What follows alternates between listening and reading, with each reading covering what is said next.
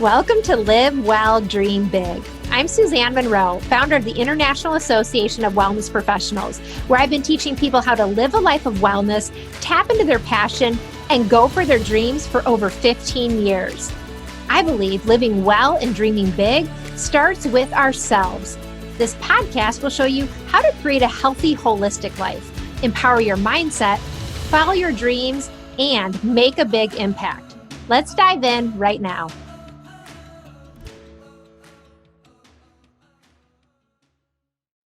Welcome to Live Well, Dream Big. I'm so excited for today's episode. I'm having a conversation with Kara Goldin, who's the founder and CEO of Hint, the leading unsweetened flavor water. And she's the author of a new book, Undaunted, Overcoming Doubts and Doubters. Now, let me tell you a little bit about Kara's story. First of all, she had zero experience in the beverage industry, and she used her own health transformation as a motivator for change. And she turned her love for unsweetened flavored water into one of the most successful businesses of our time, pioneering a whole new category of beverage. And in her new book, Undaunted, she's sharing her journey on how she did this, her real stories about her own fears and doubts, the challenges she encountered along the way, and what she did to overcome them to eventually build a great business and a life she loves. Her secret: be undaunted. In today's episode, you're going to get to learn exactly what it means to be undaunted, how you can live an undaunted life, and you're going to hear Kara's story. So let's get started. Welcome to today's episode, a conversation with Kara Goldin, founder and CEO of Hint and author of Undaunted, Overcoming Doubts and Doubters. I'm so excited for Kara to be here today. Let me introduce you to her. She's the founder and CEO of Hint Inc., best known for its award-winning Hint Water, the leading unsweetened flavored water. She's received numerous accolades, including being named EY Entrepreneur of the Year 2017, Northern California, and one of InStyle's Badass 50. Previously, Kara was VP of Shopping Partnerships at America Online. She also hosts the podcast, The Kara Goldin Show. Her first book, Undaunted, Overcoming Doubts and Doubters, was released in October of 2020. It's now a Wall Street Journal and Amazon bestseller. She lives in the Bay Area with her family. You can follow her on all social handles at Kara Goldin. Welcome, Kara, to Live Well, Dream Big. Thank you. So excited to be here. I am so excited. And I have to say, I'm all set for this conversation. I've got my book in one hand. You can see I've got lots of Post-it notes, and I have my Hint water in the other hand. So I'm really excited and ready to dive in. And before we get too far along, I just want to share a little personal story with everybody. That this is personally exciting for me and also really meaningful to be talking with you today, Kara, because you probably don't know this, but when I first got started in my wellness business over 15 years ago now, I was doing my very first event. And I was looking for the best, most natural, healthy products available to share with attendees of the event.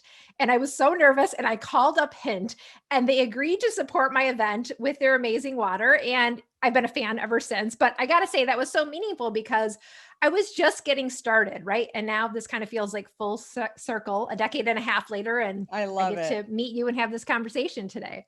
I love it. And we were so tiny back then, right? But, I'm sure I'll touch on this later, but I think that was really the way that we grew. I mean, not just with wellness professionals like yourself, but also just really tapping into these groups that got what we were talking about, because we were not only launching a new product and a new company, but also an entirely new category.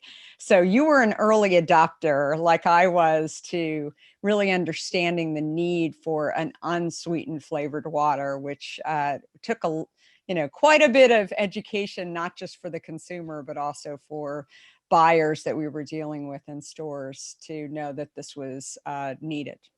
Yes, you are certainly a pioneer. There's so many moments of that in your book. I actually just finished reading the book last night, Kara, and I was really immersed since page one because your story, it's so interesting. I resonated with parts of it. And there were just also so many powerful lessons that you shared on this road to following your passion, building a business, And of course, other parts of it just sort of realized like this exciting novel. I was, turning the pages just to kind of want to find out what was going to happen next on your journey. So I'm so excited to be talking about Undaunted. But you have such an amazing story. Can you share and get us started by just telling a little bit more about your own personal journey and how you went from being a corporate executive, a very successful one at that, to really leaving it all behind to step out on this path to become an entrepreneur? Well, thank you so much. And thanks for the introduction too. And I think more than anything, what I wanted people to get out of the book and what I've recognized about my entire journey thus far, and it's not over yet, is that it really is a journey of trying and about knowing that I didn't know how it was all going to work out. I wasn't sure exactly where I was going a lot of the time. I clearly had a lot of doubters, but and my own personal doubts. But what I realized is that as long as I kept moving forward, that was really the key thing, and something I encourage other people to do, and also finding something that I was really interested in. That was always kind of something that I hoped, I guess, when I went off to find my first job. But some of them along the way, maybe they weren't as fulfilling as I thought. And I think at the end of the day, there were many along the way where I got to a point where I might have highlighted them as being boring or not really what I want to be doing anymore. But I think what it really boiled down to, and something that I also talk a lot about with my friends and people I'm, mentoring and chatting with along the way, is that if we're not learning, then we're actually often bored. Right. And it sounds silly. Maybe it's something that we share with our kids if we have them, but I think it's really relevant for people at any age, at any level in an organization, whether you're an entry level or whether you're a C-suite or executive or a CEO. So that's a super important point. But yeah, I started my journey, I guess, in Arizona. I grew up in Arizona and wanted to be in journalism. So got on a plane, which I share in the book. It's a little crazier story than that, but got on the plane and tried to get a job at Fortune magazine. They wouldn't hire me, so I took the next best thing. I got a job at Time magazine, not in editorial, but in circulation, which in hindsight is something that is really critical to kind of where I am today and where our company is today around e-commerce and really understanding the customer and what they buy. Those early days, I think, are something that I look back on as huge learning, and went on, was recruited out of there to go to a company that was kind of a late stage startup, even though they didn't necessarily call it that, but a company that you're all familiar with called CNN. So I was early at CNN in the early 90s, worked there for a few years, learned a ton while I was there, had Ted Turner running around the office screaming. So not only did I learn a lot about the company and about lots of different things, broadcast and cable versus magazines, but also this whole idea that if you just keep going and you keep fighting and you really just keep surviving, eventually you can build something big. Also learned a ton about culture. The cultures couldn't have been any more different at CNN versus a Time magazine. I was actually was engaged at this point, ended up moving to San Francisco with my husband, who wanted to do technology law in the mid 90s. The only place that was really happening was Silicon Valley. So we moved to San Francisco, not knowing anybody. I had been following this guy named Steve Jobs for many years. And when I saw that there was a startup that was a spin out of Apple that had been started by 5 guys that had worked with Steve at Apple, it was doing CD-ROM shopping. I thought that the concept was really interesting. I had read an article in the Wall Street Journal and knew that it was in San Mateo, somewhere that I knew that San Mateo was somewhere around the Bay Area. I didn't know San Francisco and the Bay Area too well, but I cold called and reached out, tried, wasn't sure whether or not they'd agree to have a coffee meeting with me, but they did. And soon I was offered a role to run all of business development for this teeny tiny startup. We weren't in a garage, but about two steps, maybe one step away from that. It was in a little office. All I remember is a lot of old pizza boxes and T-shirts and jeans and five guys and me. And I thought, wow, I mean, that was really the first place where I really had not only this experience with a startup, but the concept that if you go and try and you make progress, and ideas can come from anywhere. It doesn't matter what your education level is or your gender. It's really just being able to participate. And I, think a lot about that too, because I think so many educational systems today that our kids are going through are sort of based on that same concept, where it's no longer in many places about lectures. It's really about you must participate, and we need to hear how you're thinking about things. So that was mid 90s. And suddenly I was offered this role to run business development for this tiny little startup doing CD-ROM shopping. And my role was to go out to all these retailers. And I had the best role in the world. I was meeting with so many CEOs who were giants in the catalog industry, and certainly where my interest was, and meeting with places like the Gap and J. Crew and LL Bean. And so about 6 months into my tenure there, we were acquired by a company called America Online. And I had barely heard of America Online. I was offered a role there to run this channel called Shopping. Nobody actually thought that shopping was going to work out in 1995. And I was responsible for kind of building out this online mall and trying to really get people to shop online. And that's when, after about a couple of years, we really started to get traction. And within 7 years, it was $1 billion in revenue to AOL. So that's when I kind of woke up and realized that I was on the plane all the time. The United Airlines pilots all knew my name. And I thought, I've got 2 kids at home. I'm pregnant with a third. I think I need to go back to San Francisco. My husband, as I mentioned, was an attorney, a Silicon Valley attorney with a company called Netscape. So I left at that point, left AOL, not really clear what I wanted to do. And I'll get back to that in a minute. But that's when I decided to take a couple of years off, and I was ready to go back. And I had, 4 kids under the age of 4 at this point. And I was ready to go back and do something else, but I didn't know what that was. And so I kept looking at tech firms. Everybody considered me to, be a tech executive. I considered myself to be a tech executive, but truth be told, it really wasn't where my interest was. And I was sort of going along with it. I was one of the youngest vice presidents at AOL, one of the few females at AOL in sort of that higher VP or higher level. And so that's when I really did kind of a soul search to trying to figure out what really wakes me up every single morning. What do I want to do? And I still didn't have an answer. And that's when I thought, I'm going to take this time to get healthy. And I had recognized that I had gained a ton of weight over the course of all of my pregnancies. I was having a very difficult time getting that weight off, but I had also developed terrible adult acne.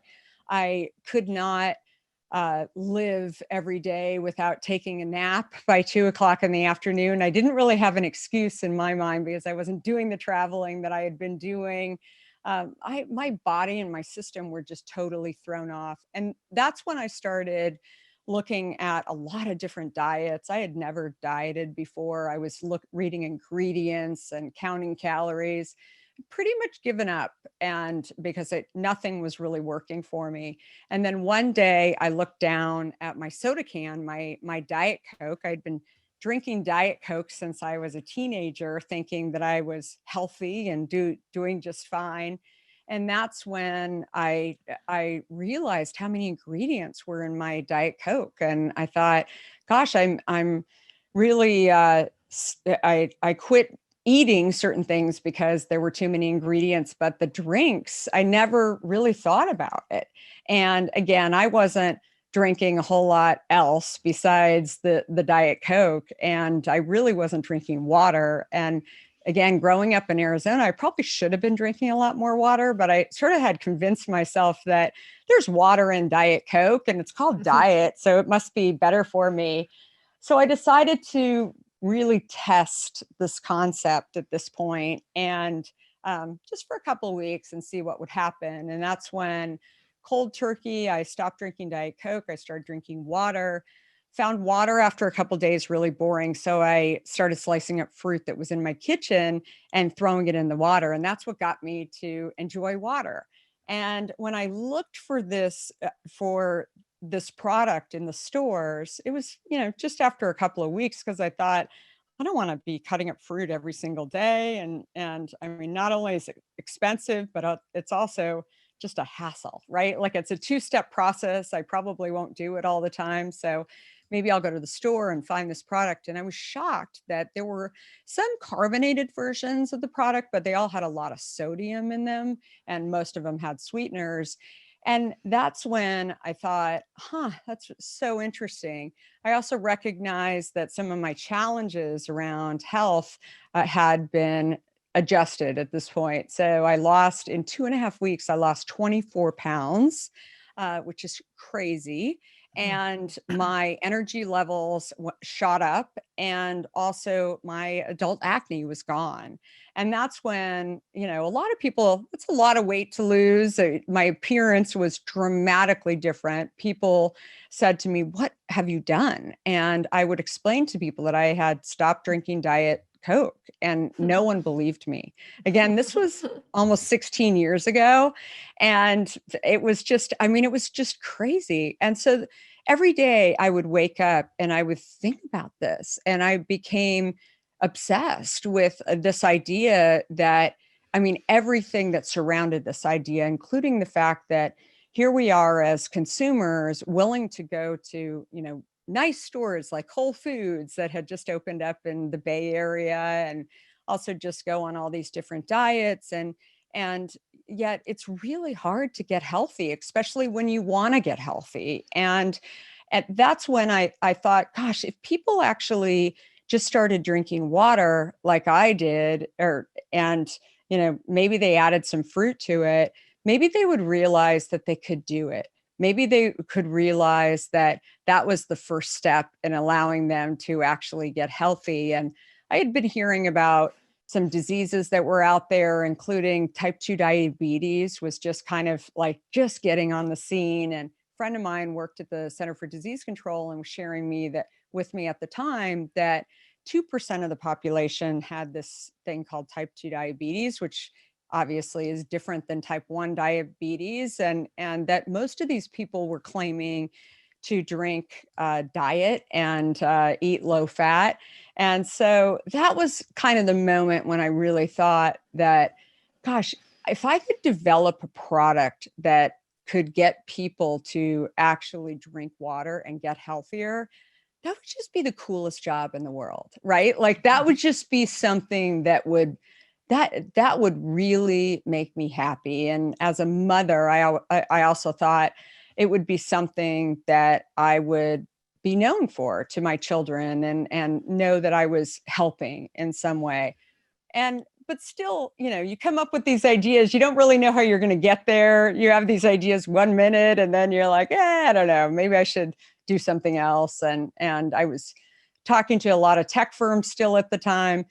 And that's when I really one day just went into my local Whole Foods and said, what does it take to get a product on the shelf? And kind of just started right there, that I thought, gosh, I'll write a business plan. I'll just start this. But every day there were definitely these doubts that kind of creeped up. I didn't have the experience. I, sort of was pulled by just a recruiter saying, come talk to this company in the tech field. But again, going back to kind of this always be learning and where I was at when I left AOL, the idea of being able to get up and do something that I had a desire to do, that was new, that was hard. I wasn't afraid of hard. I was looking for something where I was, going to have impact in some way. So that is really, the beginnings of Hint. And I'll stop there. Well, But you've shared so many gems. I mean, this idea of always be learning, and something that struck me in the book is that you just went out there and you just would, you would talk to people in person, you would ask them questions, and you just kind of kept going with this. Another part of your story I just want to reflect on here is that it's very similar to the journey that many of our listeners go on, which is, something happens in their life with their health. Something's not right. In your case, it was what happened to you after the birth of your first 3 children. And then, they go the traditional route, try to find out what's wrong. And then maybe the advice just doesn't quite resonate. So you decide, okay, I'm going to listen to myself. I'm maybe going to go the natural route, just try something, make some life changes. That's really the living well part of the journey. But then they see the results and it ignites this passion in them. In your case, it was giving up the Diet Coke, as you said, and then deciding, okay, there's got to be something better here. And then you decide to dream big, do something about it. But the idea that this personal wellness transformation can lead to this passion that ultimately can not only change your life, but can go out and change the lives of so many people. I love how your story connects with many of our listeners today, but really you were kind of an accidental entrepreneur in that way. I mean, you didn't set out to solve your health challenge and think that you were going to, create an amazing product as a result of it. Yeah, not at all. And I think it's interesting because I've talked to so many entrepreneurs over the years and really thought about this as well. There are, a few ways to decide that you're going to be an entrepreneur, and maybe you're born with it, but certainly I didn't think, even working for very entrepreneurial people and on just looking at going into a startup, that wasn't my goal, thinking I'm going to go work for somebody and then eventually start my own company. But when I saw this problem that was out there, and I saw something that really interested me and had impact, that's when I thought, okay, I've got an idea, a little bit of an idea. I don't have sort of the end result ultimately that is going to help me to know that I can actually do this. But if I just go try and take little steps along the way, everything from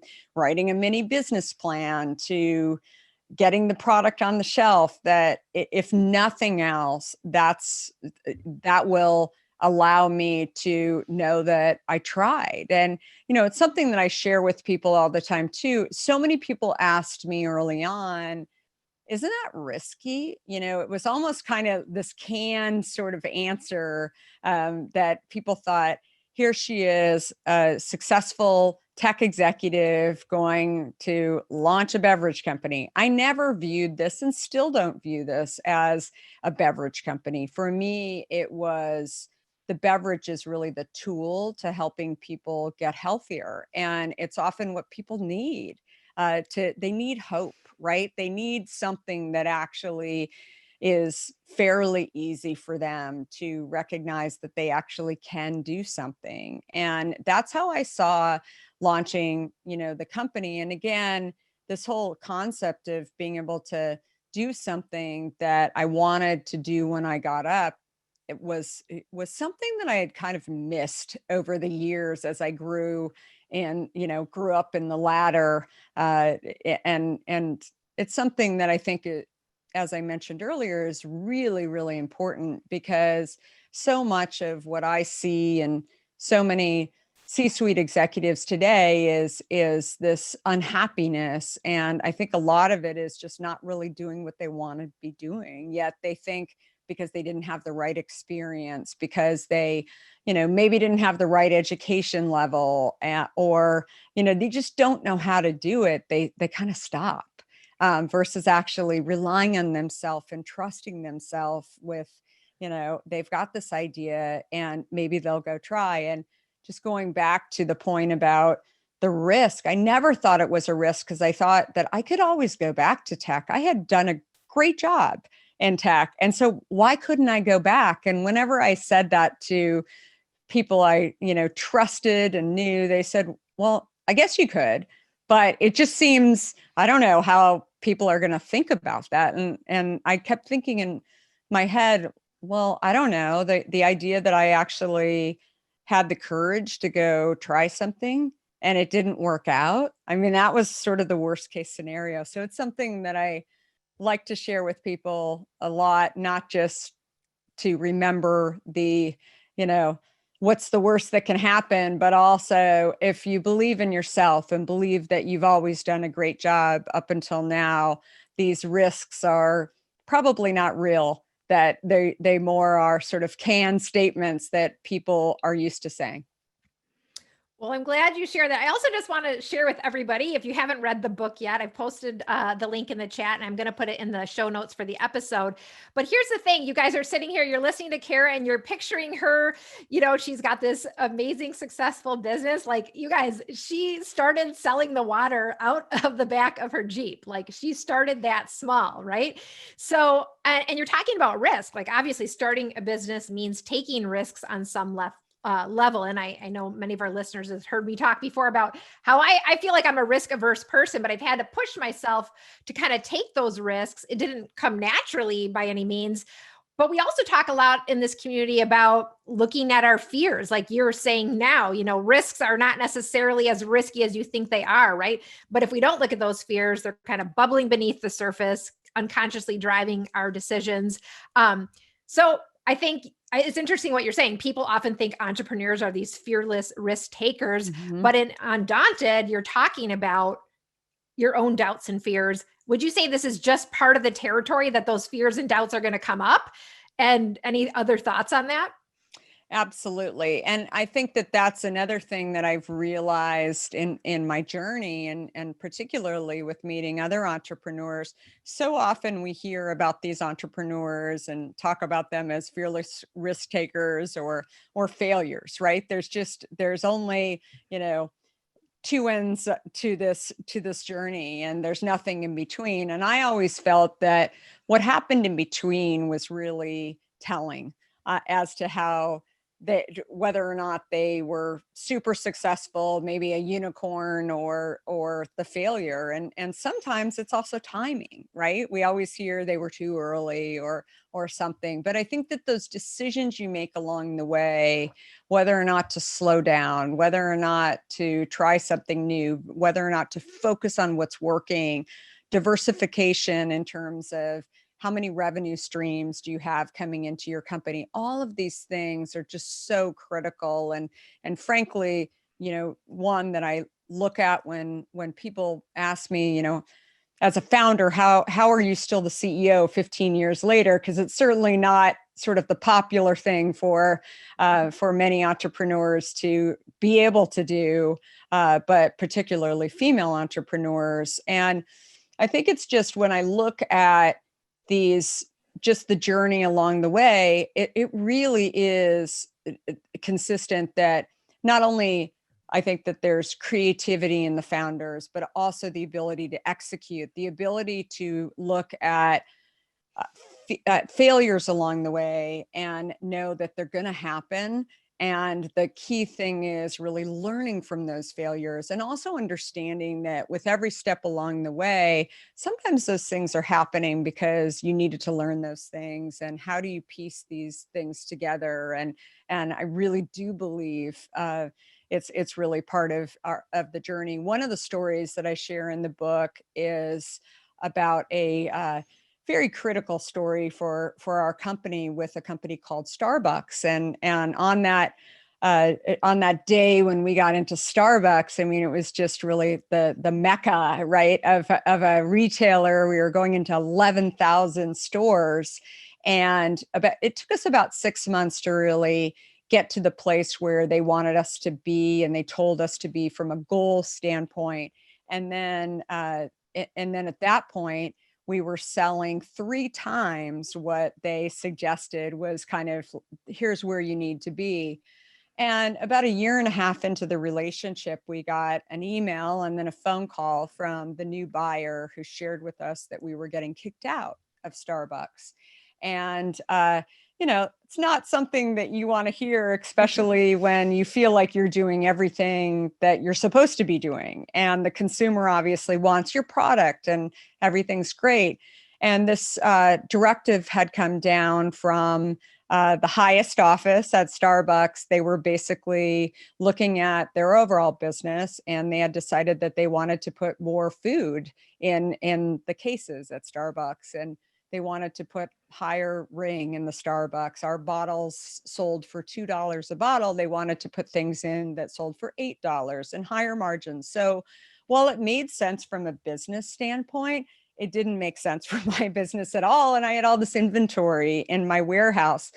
Then they also shared that we were going to be discontinued in 2 weeks. So they gave us 2 weeks. We had 6 months worth of inventory sitting in our warehouse. I had millions of dollars of inventory and investors to go back and share that I was probably going to have to destroy this product. So after a few tears and kind of pulling myself together, that's when I, really thought about the idea that what did we learn from this experience? And that's when I took a long, hard look. And I remember talking to a friend of mine who was saying, listen, you've got all these customers. It's, not all that bad, trying to make me feel a little bit better. And I shared with her that the key thing was that it was 40% of our overall business. 40% of our overall business went away in 2 weeks. And so that was critical, right? It almost tanked the company. And that was the last time I will allow 40% of our business to be in the hands of someone else that can actually just cut your entire business like that and potentially make you go under.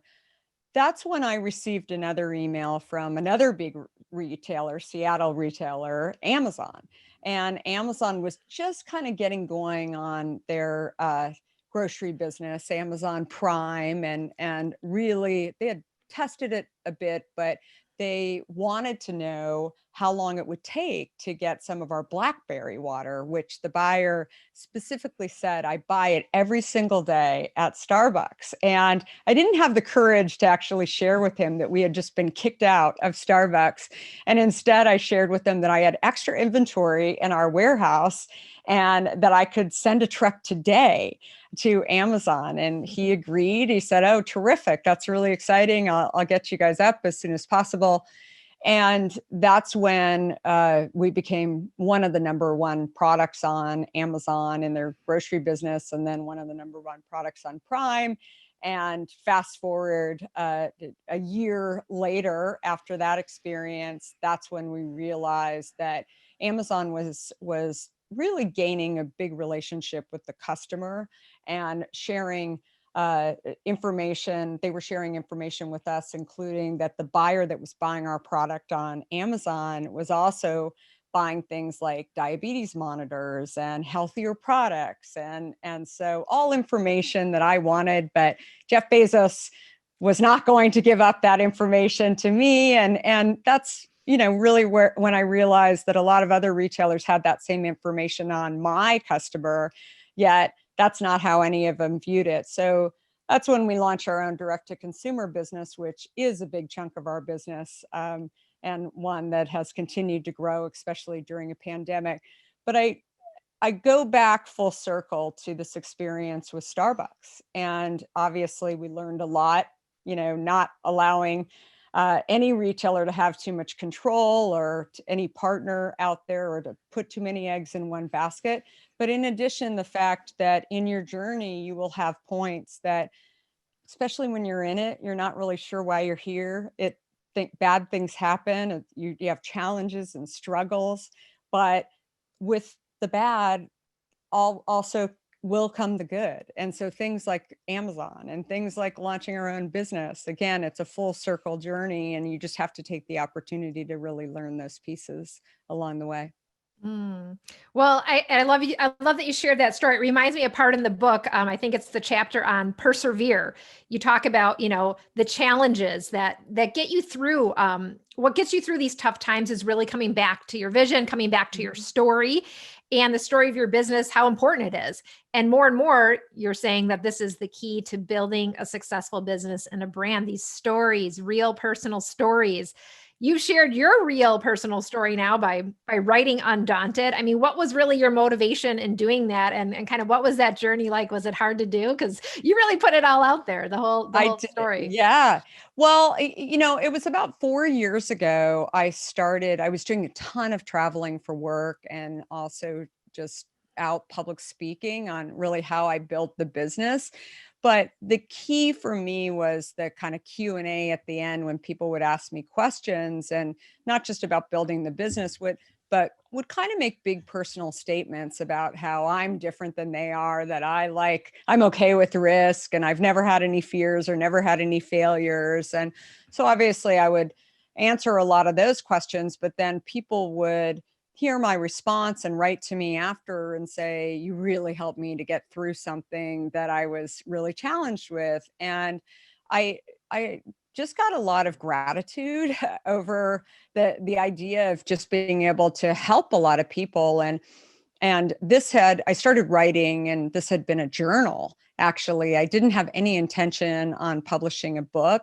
Like a lot of other people who are out there that maybe are thinking one day I'm going to write a book. That wasn't me, even though I was a journalism major. But I felt that there were so many people that weren't able to come to some of these events that I was speaking at that maybe could benefit. And so that's when I thought about just kind of binding this journal. My friend reached out to me yesterday, who's an author, and she said, look, you've got the book out there now. And I still remember your conversation saying, can I just take this to Kinko's or FedEx Kinko's and bind it and just get the book out there in some way just to help people? And now you've actually, got a book on the bookshelves. And anyway, it's so funny. So it goes back to, I mean, frankly, not too different than how I thought about launching Hint Water or any of our other products that we've launched in other categories. If I could just help people by not only showing them that I've had fears and failures and doubts and doubters of my own, but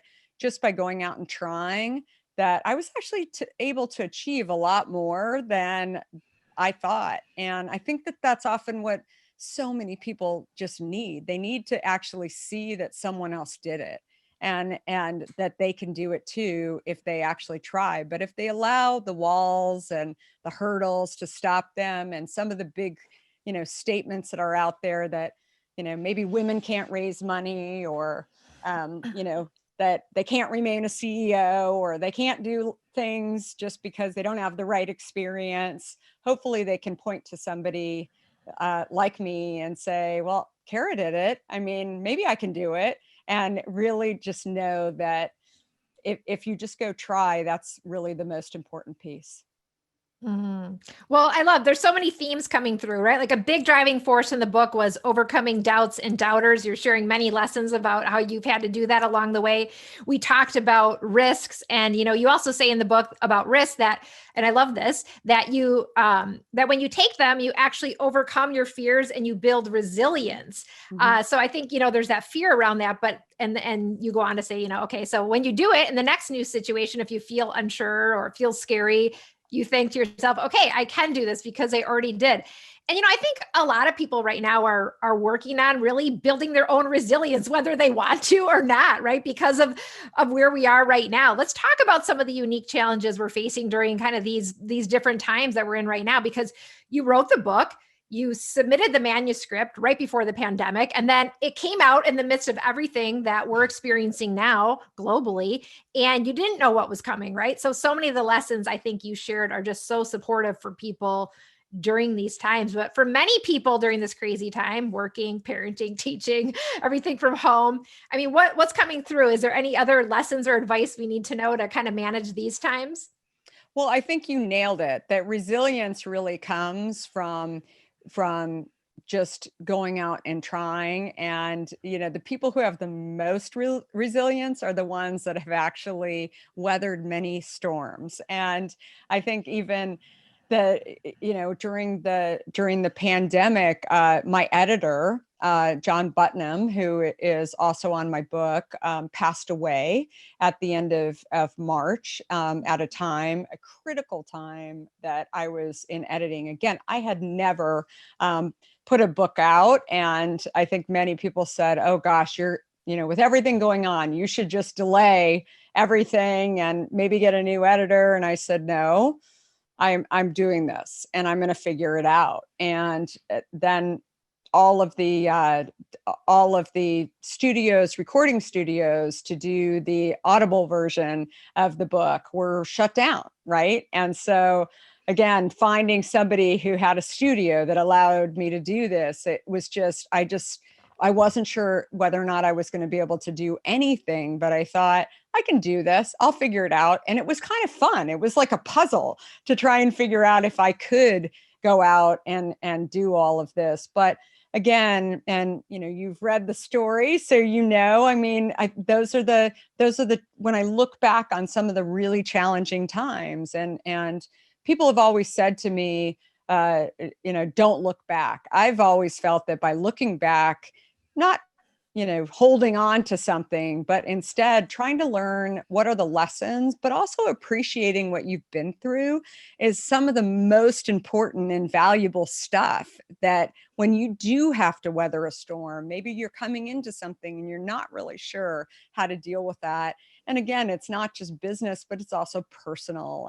And how do you challenge yourself, and really, how do you get through storms? And I had never managed during a pandemic. We have a little over 200 people in our company, but I think the first thing people were saying to me, not only my team, but also my investors and also friends and colleagues of mine, how calm I was at the beginning of May. And we had been through quite a storm in 2008, 2009, which almost shut down the company, and during the financial crisis, and we almost ran out of money. And so the first thing that I thought of in March, nobody knew how long the pandemic was going to last. And I announced to our board and also to our executives that I wanted to raise money. And they all looked at me like I was crazy. And I said, I want enough money in the bank for a couple of years to weather the storm, because I don't want to go through this again. And the message back was, you can't raise money on Zoom.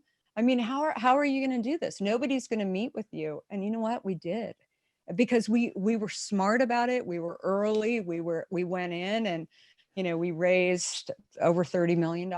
We could have raised a lot more because we were thoughtful. We had a reason for it. We had the right business. We were all of those things. So again, I think, when you go through some really tough times, and I look back even on that time in 2008, 2009, I'm like, you know what? That was preparing me for this in so many ways, that I knew exactly what to do.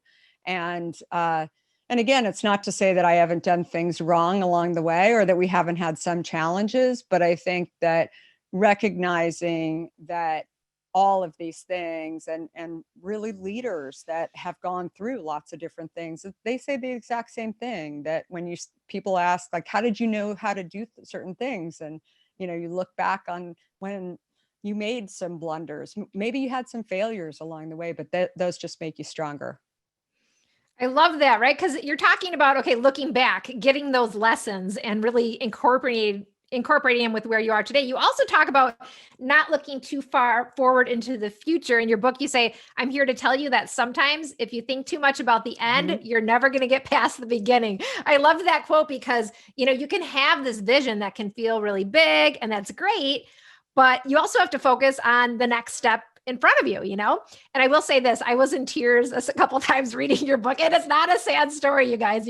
For those of you who know me, I tend to get emotional about personal stories and these empowering moments. And what got me was, how you had these bumps along the way, how you took these lessons, as you say. You had a lot of no's, but you would keep on, and then you'd get a yes, like the guy at the first Whole Foods. I love that story. He kind of said a yes on a whim, and like it changed the course of events. I just think that this is such an important message for those who are following their passion in life, starting their own business. You want to have that big vision, but you also have to really just keep looking at what's right in front of you. Definitely. And also surrounding yourselves too with people that are really motivating you, right? I think that's so key. And while family members can be really great, I think that they also tend to want you to be safe, right? And so doing something like starting a business in an industry that you don't really know about, and that seems kind of hard and kind of crazy when you could go do something else even though you're not interested in it.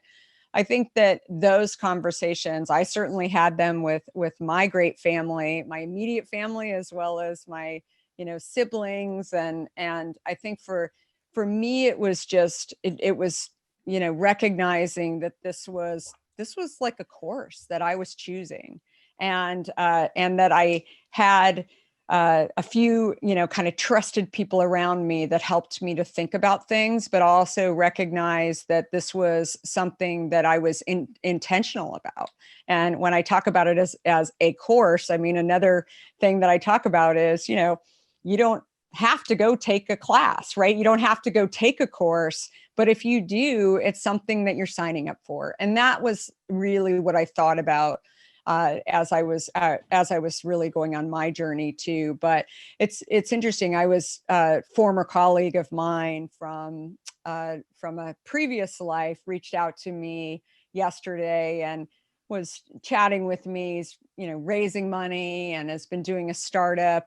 And really had some challenges along the way, but has pivoted and done some really interesting things. And had been thinking about sort of the traditional route of raising money, and was a little depressed because a lot of the people that he had gone out and talked to were just not interested, and were saying, it's not a very good idea, or why are you raising money during this time? And when I heard his story, it was fascinating, because I said, all of those people that you're talking to, number one, they've never invested in a business that I remember that is in your category.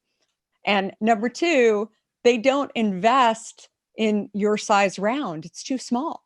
So why are you so caught up in what they're talking about and the fact that they're saying no? And he said, gosh, I never really thought about it that way. And I said, move on, like just keep going, and just kind of put that in some like other place, right? And in another room at the moment. And you've got to go find a few yeses, right? And that is really the key thing. And so again, having somebody that can kind of tell you, to, if you want it, again, if you want to do that, to keep going, to keep looking. And you're going to have to look under a lot of rocks. You're going to have people that are not necessarily going to understand what you're saying, especially when you're launching an entirely new category. But you've got to find those believers who recognize that, it's okay for you to take this time to go and learn and try and believe, right, that you might have something that is valuable to someone else to participate in or buy, or whatever the business is. I love that. You've got to look under a lot of rocks to find the believers. And another quotable here, Kara, because yeah, it's so inspiring to hear, because I think for so many people out there, you get on this path and there's doubts and doubters, as you talk about. And it's easy to hear that right away, just like the colleague that you're talking about. But if you just keep looking for the next yes, that's what you did. It's so inspiring. You have so many inspiring lessons throughout the book. I want to remind people today that they can get a copy of Undaunted. I've put the link in the chat for our live listeners. If you're listening to the podcast when it goes live, be sure to look in the show notes for that as well. I want to switch gears, keep you with us just a little bit longer now. And Kara, go to our live listeners who are out there joining us for the recording and filming of this episode. All of our live listeners are holistic wellness coaches here at the IAWP. They're on the path to living well and dreaming big. I know they're inspired by your story. I'm seeing their comments out there. Now is a great time for anyone out there who wants to just raise their hand, ask a quick question of Kara, maybe share a breakthrough or something coming through for you today that you learned from this powerful conversation. So let's go over to our live audience right now. And all you have to do is raise your hand if you're out there and you want to ask a question. And I'm going to actually, this is kind of fun, guys. So we're going to pop over first to someone joining us special today, a special live listener who's not usually here. My 9-year-old son, Luca, insisted on coming to this episode, Kara, because he's a fan of Hint and he has something I think he wants to share with you. So let's have him get us started. Hi, Hey, Luca. Hi. So I have a question. Go for it. What made you do the flavors that you did? Yeah, so it's still something I'm very involved in, the innovation side of the world. I think that it was the first flavors were just the fruit that was sitting in my kitchen. I had a pomegranate in my kitchen and raspberries and limes. And so I just threw them in the water. And so I think that, the thing that's so unique about Hint as compared to other beverages, and I know pretty much everybody in the beverage industry now, and I've talked to them, our consumer wants choice. And so we have 26 flavors in our selection. And while not all of those are available in stores, they're available at drinkhint.com, and many are available on Amazon as well.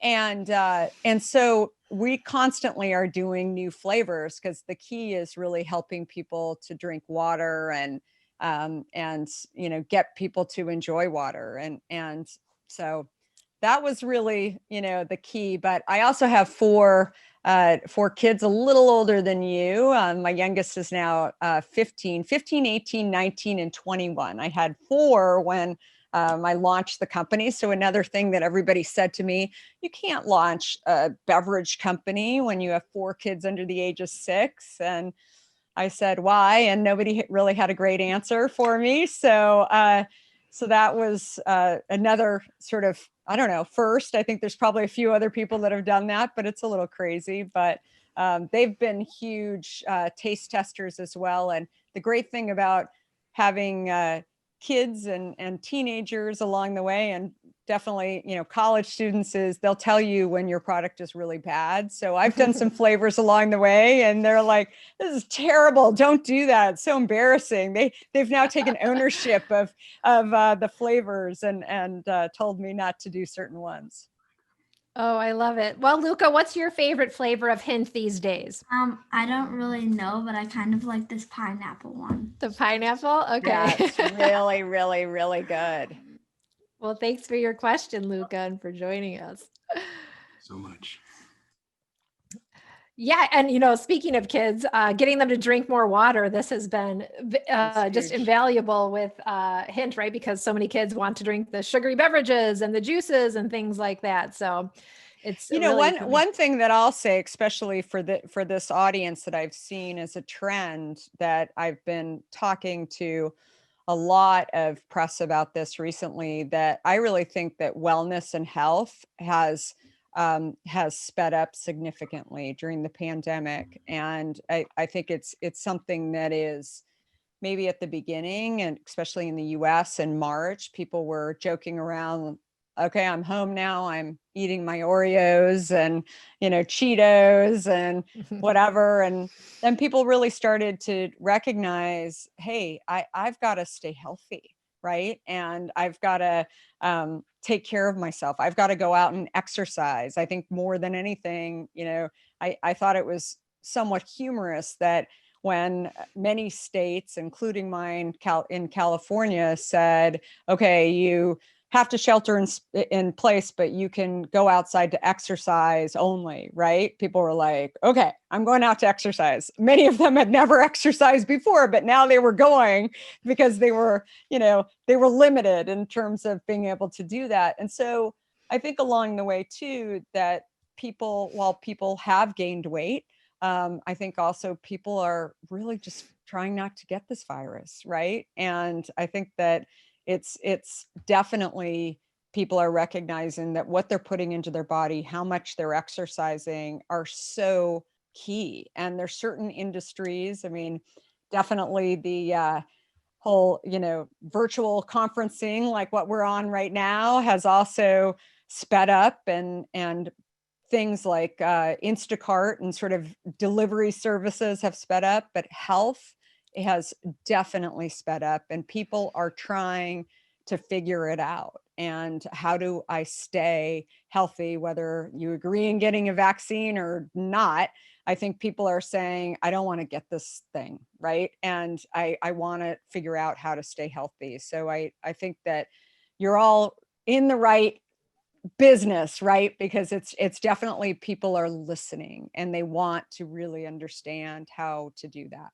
Well, thank you for sharing that. It's super inspiring. And really, I always say you guys are pioneers out there. This really is the time to shine. And your story, I think, is really going to help us on that journey as well. And let's check in with anybody out there, want to ask a question live or share any feedback or any insights or breakthroughs coming through right now. Now is your chance. Just go ahead, raise your hand right now.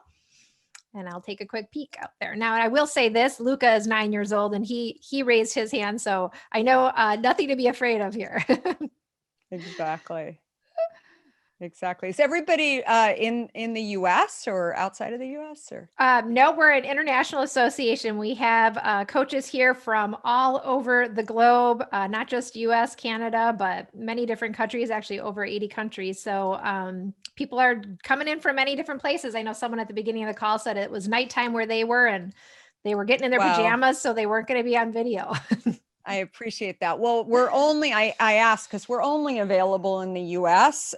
So this is what the product looks like. And as we mentioned before, it's an unsweetened flavored water, different from some other flavored waters out there. We use real fruit, and we're using the skins and oils of the fruit to actually flavor our product. So we're not using flavor houses or it's not in a lab somewhere. It's actually in a kitchen, not my kitchen anymore, but it's in, we create, the fruit in large vats and send them into local manufacturing. We have 8 manufacturing plants throughout the US that we do things as local as possible. Part of our kind of footprint and journey, not only in actually creating the product, but actually thinking about the product. And I think this really stems from not having experience in the beverage industry, is that I, wanted to create a product that didn't have sweeteners in it, but didn't have preservatives in it either. And I guess that was never done, right? And everybody kept saying to me, oh, you have to add preservatives. And I would say, why? And they say, well, because. And I'd say, oh, I'm sorry. I'm not from the beverage industry, so I don't know how to make a product. I just have this idea because I'm a consumer and I really want something with real fruit and water and no preservatives in it. And it's amazing when you actually own that you don't know something, that how people actually give you a lot more information and sort of back off in ways. They would say to me, oh, you never worked at Coke or Pepsi? Oh, okay. Well, I don't really know the answer to why something actually has to have a preservative in it, but if you ever find out, let me know. And so along my journey, I would talk to people and I'd hear little nuggets of, well, here's why. And then I would look back in my notes and I would follow up with these people who even showed a glimpse of interest in actually wanting to know. And they would call me back and they'd say, thank you so much for letting me know that. I've always, thought about this. And I guess we don't really have the answer yet on how to do it. But if you want to come in, we could do some tests on stuff. And so I would. And what I found is with every step of trying along the way, that we made more and more progress. And so we were the first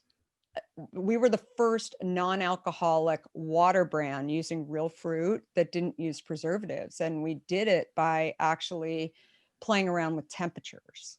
And so kind of a pseudo pasteurization system that we kind of invented. We didn't really think about it that way. We were just trying to create a product. But again, that was something that, not having the experience and not having the proper training, we were able to accomplish. So, but anyway, I mention all of that because eventually we'll get outside of the US, and I think probably Europe is next. We were planning on going in 2020 and have been getting a lot of pull from a lot of other countries. We are today the largest non-alcoholic beverage in the US that doesn't have a relationship with Coke, Pepsi, or Dr. Pepper Snapple. So, and like I said, really focused on health and helping people get healthier. And so we've had a lot of interest from other countries, but we also want to produce as local as possible and use the people in those countries, as well as sourcing the fruits and blowing our own bottles there, and all the things that we believe are important from a production standpoint as well. Well, it's just everything's so inspiring. I know people have been so excited listening in today, Kara, and really it all comes back to being undaunted, the title of your book. It has such a power, and we've learned a lot of lessons today, I think, about being undaunted. Is there any final words of wisdom that you want people to know to take away with them today? Anything we missed that I didn't ask you?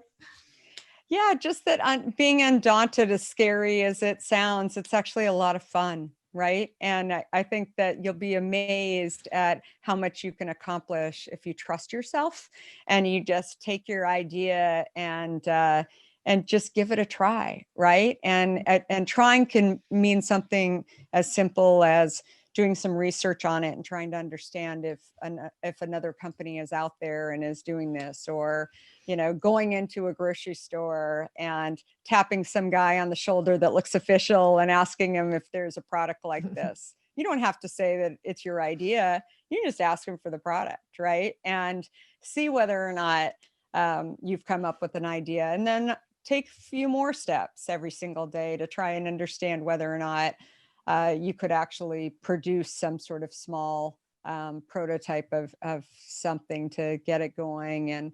And I think more than anything, even if you decide not to do something, or maybe it doesn't work out the way, did you learn a lot?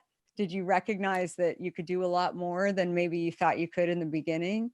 And did you